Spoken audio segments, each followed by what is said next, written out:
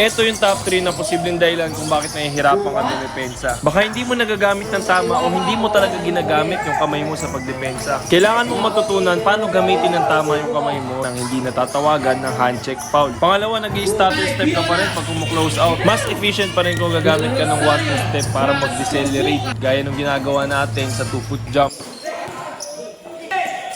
Sabi na kayo. Wala pa na suwa.